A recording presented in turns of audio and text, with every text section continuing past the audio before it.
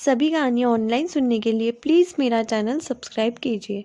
सोमवार की कहानी। एक नगर था, वहाँ एक राजा रहता था। उसकी 4 रानियाँ थीं।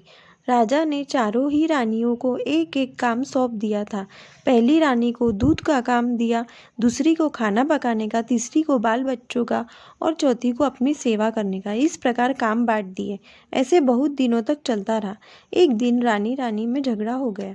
एक बोली, तुम क्यों बाल बच्चों का करेंगी, दूध का क्यों नहीं करना। दूसरी बोली, इसने क्यों राजा की सेवा करना और हमने नहीं करना। तीसरी बोली, मैं ही क्यों खाना बनाने वाली औरत बनकर रहना। ऐसा इन चारों रानियों का झगड़ा चलता था। यह बात राजा के कान में गई। राजा के मन में उदासी छा गई और चेहरा चिंता में करके वैसे ही उठकर अपनी सभा में गया। इतने में वहाँ वशिष्ठ ऋषि आए। राजा ने उनको नमस्कार किया और बैठने के लिए आसन दिया। वशिष्ठ ऋषि ने राजा के चेहरे की तरफ देखा। राजा चिंता में दिखाई दिया। वशिष्ठ ऋषि ने कारण पूछा। राजा ने कारण बताया। ऋषि और राजा एक मेघ की छाती मिलाकर मिले।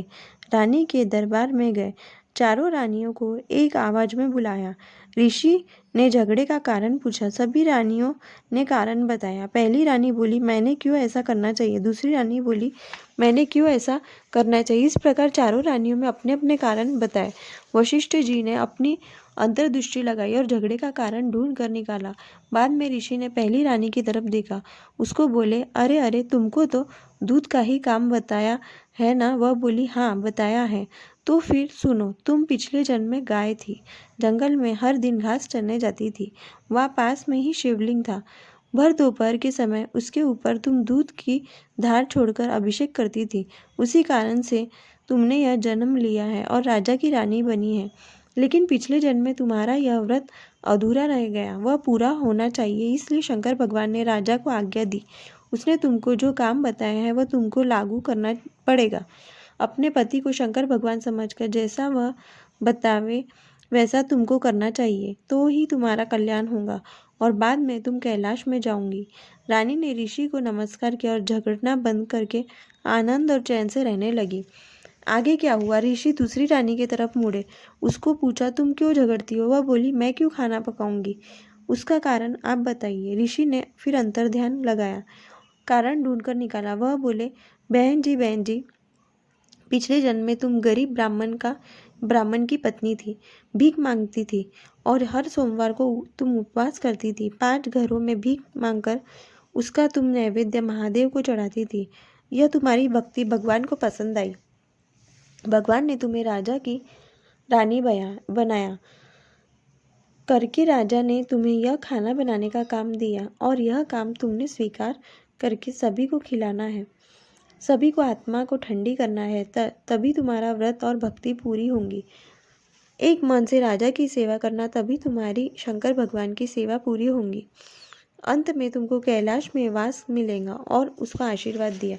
सुनकर रानी ने प्रणाम किया और आनंद से रहने लगी। आगे तीसरी रानी की तरफ मुड़े। झगड़े का कारण पूछा। रानी ने बताया। ऋषि ने अंतर्ध्यान लगाया, पूर्व जन्म की कहानी जानी। रानी को बोले, पिछले जन्म में तुम बंदरी थी, हर सोमवार को अच्छे अच्छे फल शंकर भगवान को अर्पण करती थी। खुद तुम उपवास करती थी, ऐसा तुम्हारा नित्य नियम था। इसलिए भगवान ने तुम्हें राजा की रानी बनाया। तुम्हारे चढ़ाए हुए फल के भगवान ने तुम्हें लड़के दिए। राजा ने वे संभालने के लिए तुम्हें लगाया। वह तुम आनंद से संभालो, इसमें ही तुम्हारा भला है। तुम पर शंकर भगवान प्रसन्न होंगे, ऐसा उसको आशीर्वाद दिया। आगे क्या हुआ। ऋषि चौथी रानी के तरफ मुड़े। उसको झगड़े का कारण पूछा। उसने बताया। ऋषि बोले, पिछले जन्म में तुम गीदड़ी थी, आकाश में तुम उड़ती थी, उसके नीचे एक शिवलिंग था। दोपहर के समय तुम शिवलिंग के ऊपर छाया करती थी। शंकर भगवान प्रसन्न हुए और शंकर भगवान ने तुमको राजा की रानी बनाया और तुम्हें पलंग के ऊपर बैठाया। ऐसा उन्होंने तुमको सुख दिया। ऐसा तुम राजा को सुख देना, सब तभी तुम्हारा कल्याण है, ऐसा उसको आशीर्वाद दिया। ऋषि ने चारों रानियों का समाधान किया और झगड़ा मिटाया। राजा ने आभार प्रकट किया और ऋषि चले गए। आगे चारों रानी सुख से और प्रेम से रहने लगी। ऐसे आप लोग रहो और दूसरों को भी रहने के लिए कहो। खोटी की खरी अधूरी की पूरी करना। Please subscribe to my channel.